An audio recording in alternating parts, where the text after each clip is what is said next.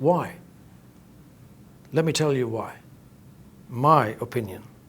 Because anyone doing due diligence, like the Zigbee Alliance people, the RF4CE Alliance people, and the multinationals that purport to be them and create Zigbee, Zwave, and RF4CE, could be given the excuse to think Pentessa Developments was never involved with inventor Alvin Borthwick, doesn't even know the man, didn't realize they would be trapped in total darkness. This picture was taken in total darkness. I couldn't see him, he couldn't see me. He clicked it. He didn't realize that my system would have captured him, and later when the negatives were developed, he demanded the negatives back, and I said, "You're not getting them, mate. I'm keeping them." You see, so that they could never be seen with me. The plan was hatched and laid in motion.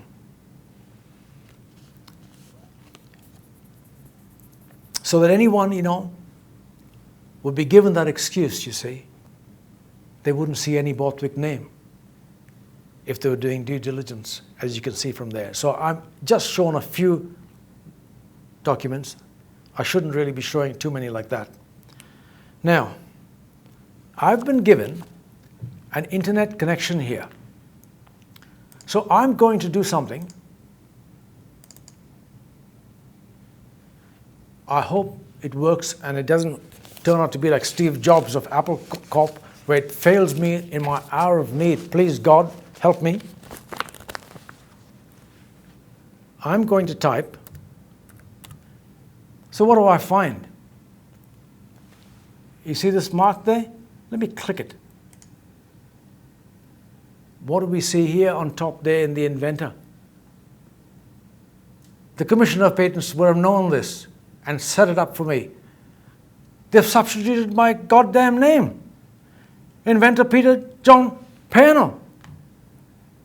They've taken my name out of the applicant. Pentessa Developments. Should I cry now? Or should I ask the media of Australia, who have got the integrity in their souls, and I hope, to report this to the Australian public, to the world?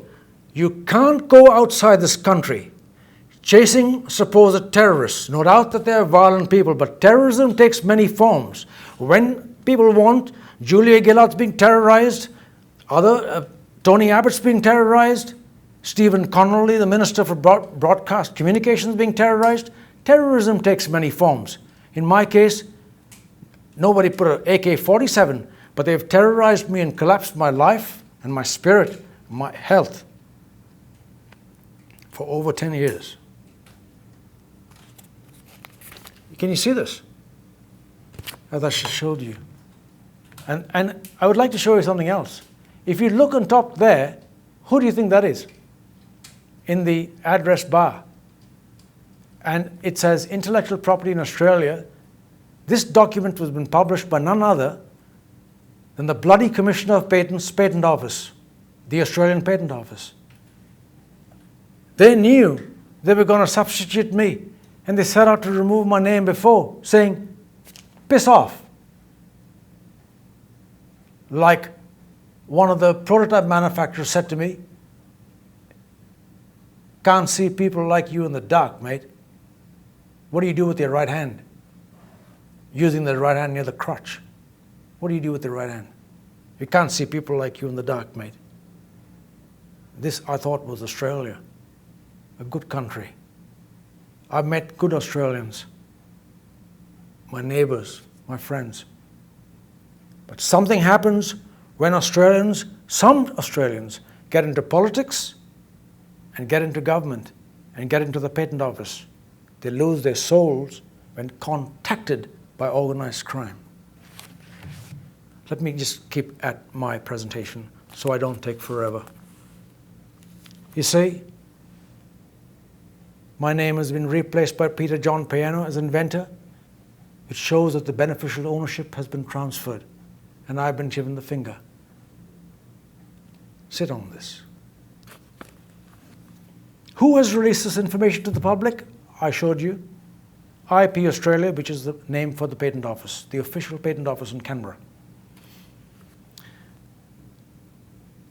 if anybody thought that the action of the Patent Office was serious and puts every Australian inventor and every Australian company that invents in jeopardy, let me tell you, the intentional disassociation of my name as Pentesa's partner, it did not stop with the federal government's Patent Office.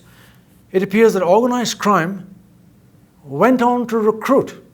You remember the word? They recruit public officials. They went on to recruit agencies of the state government as well. Well, certain agencies. The West Australian state government body, the Small Business Development Corporation of Western Australia, also carried out this intentional disassociation of Pentesa's name from me. In late 2001, a partnership application was made to the SPDC. I made it because the Pentesa said, don't go to them, don't go to them. They won't give you a grant, they'll give us, but they won't give you, don't go there. But I went. I made them sign a partnership application, which they were very reticent to do, but they knew that if they didn't, I'd spot the fraud. So they did. And the application was made to the SPDC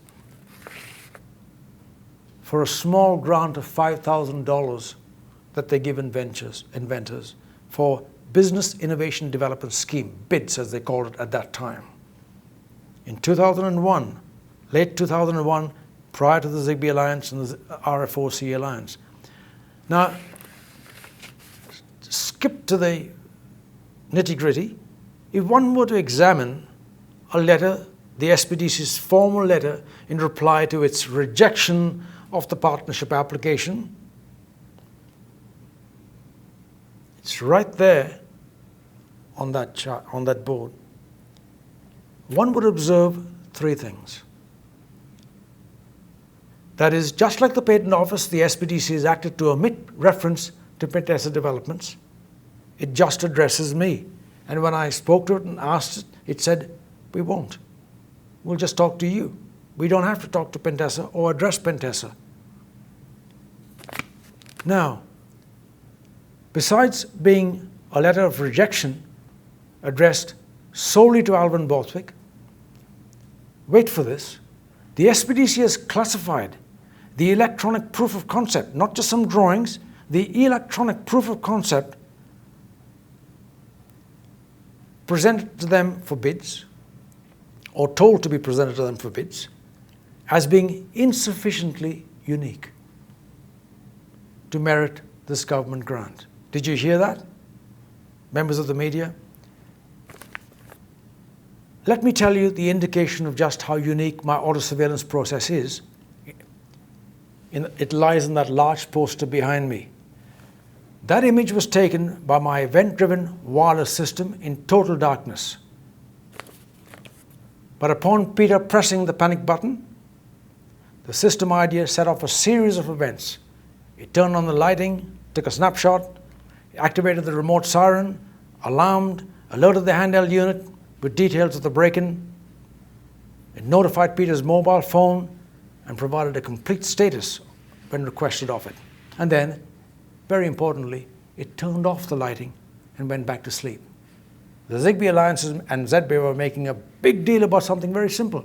Nobody ever thought, they said, besides all this that their system does, but nobody ever thought of turning off the lights to save energy. And this could save millions of dollars, billions of dollars in energy for the United States of America in energy conservation. I want my fellow Australians to know that these are the exact same features and functions as hailed by the multinational creators of Zigbee, Z-Wave and RF4CE as being innovative and unique. And one more thing about disassociation of Pentesa's name, let me tell you, a prototype manufacturer also carried out this act of obscuring beneficial ownership.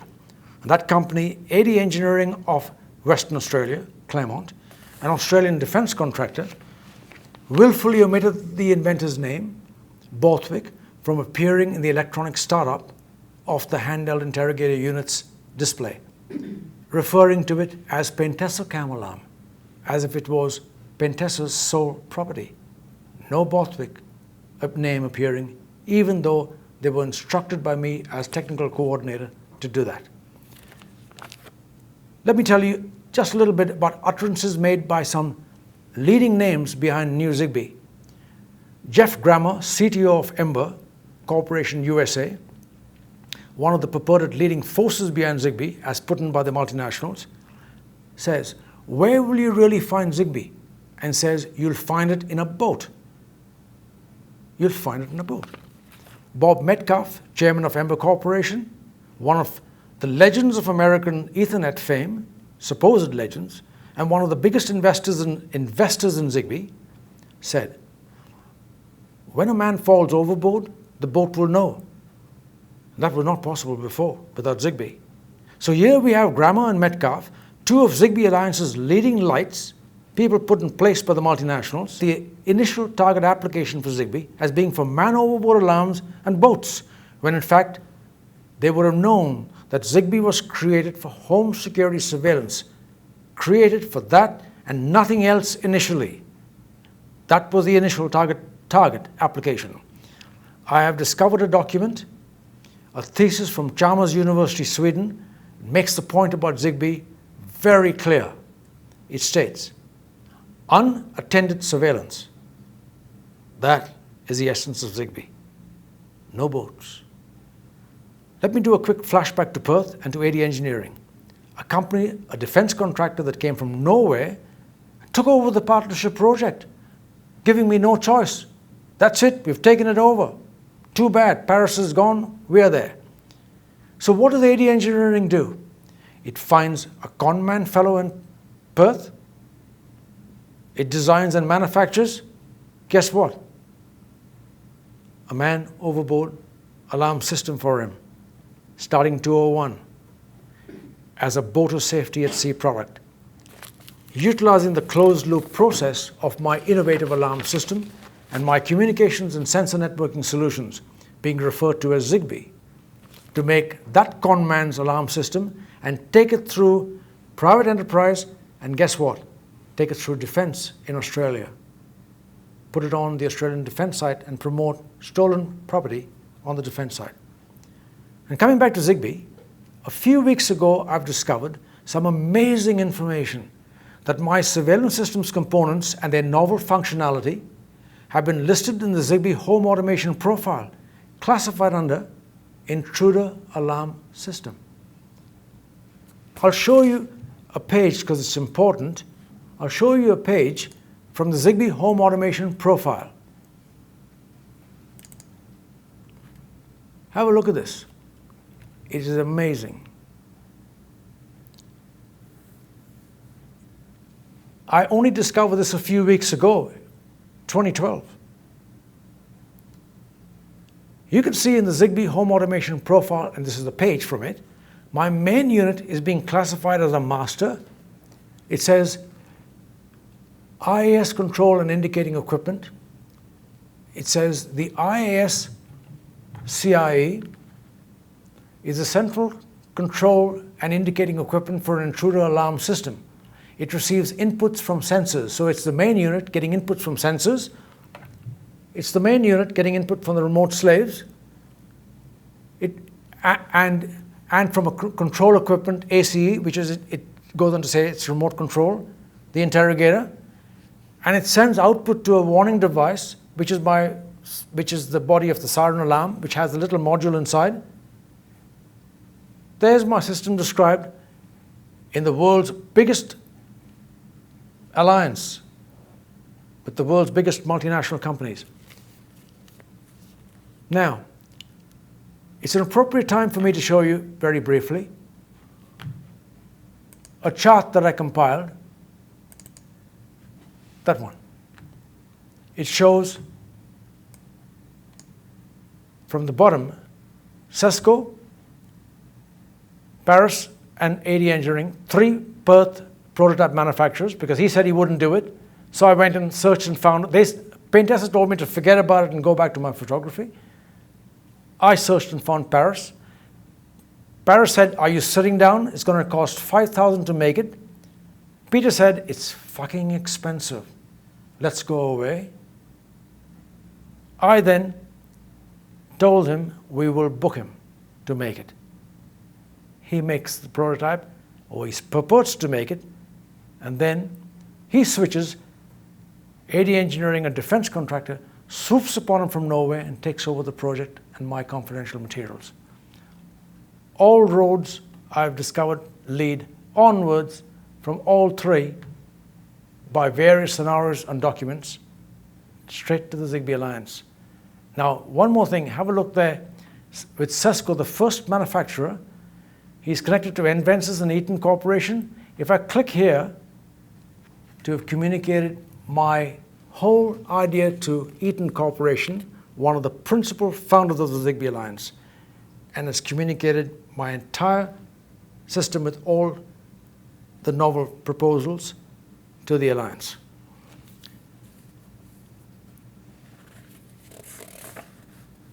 Let me tell you very briefly about Eaton's home heartbeat system, a wireless security system that was made based upon what I communicated to Ron Frank. It's very, very critical that I just show you, without getting into detail, just a brief glimpse of what is stated in here. Eaton's home heartbeat. Eaton's home heartbeat system, a starter kit with a base station, which later they refer to as a coordinator unit being the main unit, a home key.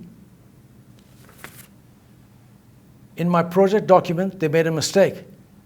I believe that I have the document that was being made for Eaton while my prototype was being held up, because my document states key, the key. They're calling it the home key. My document shows key, and they say it is unique, this system. It'll be available this summer, and is unique in that it has its own interface and control panel, so you don't have to use a computer to manage it. Like other systems, it uses the base station to communicate with small wireless devices around the home, but instead of using a PC, it features the home key. I have the word key in my project document. It's designed to be carried with you, and the home key receives wireless updates from the base station. That receives the wireless updates from the main unit from anywhere in the house. And the home heartbeat uses a call me type function to send text messages to your cell phone if it can't reach you within the distance of the house via the home key. If it can't reach the key within the distance of the house, it will send a longer range message directly to your mobile phone. That is what has been stated in Eaton.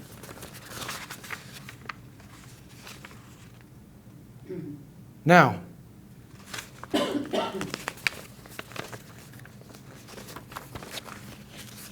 on a video clip that I saw of Eaton's Dave Richards, which I'm unsure if it'll work on this computer, so I probably won't try, it is stated clearly, and you can ask me and I'll show you later if you have the time, that Dave Richards, speaking on a YouTube type broadcast, says the same thing as this article in First Glimpse.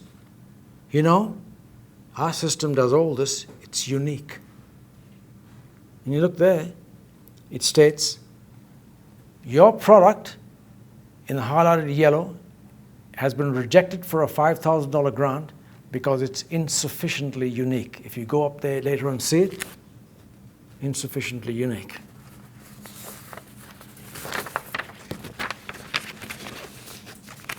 In January 2002, the Small Business Corporation of Western Australia did that to me. Now, as I said earlier, coming to a close, this is a very serious matter, for it represents not just an attack upon a migrant Australian inventor, an Australian inventor, but it represents a king hit. Yes, a king hit upon innovation in Australia. A world-class innovation in the same league or even bigger than Wi-Fi and Bluetooth, because that's what the multinationals are saying.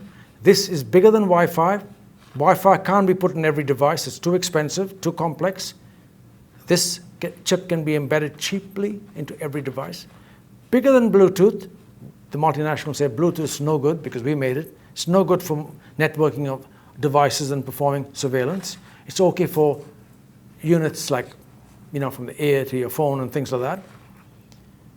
Has been taken by force or conspiracy, intimidation, threats, ruthlessly ripped from its inventor by an organized crime syndicate, then handed to foreign multinational corporations to develop and promote as their own. What makes it disgusting is that this organized crime syndicate can be shown to have received overt and covert support from agencies of government in Australia. I really can't believe that. I hope my discussion today has highlighted how readily large corporations will engage in theft of another's intellectual property while taking every step to protect their own IP. If you read their propaganda, they say, touch our intellectual property and we'll have you in the courts quick smart. I also hope Australians will see through blatant lies put out by multinational corporations through their codes of conduct about maintaining ethical business practices. I truly believe, members of the media, I truly believe this story would be of deep concern to Australians, and in the interest of protecting Australian innovators, the Australian public should immediately be alerted to this criminal enterprise, an enterprise that is still working in Australia, I believe. Thank you.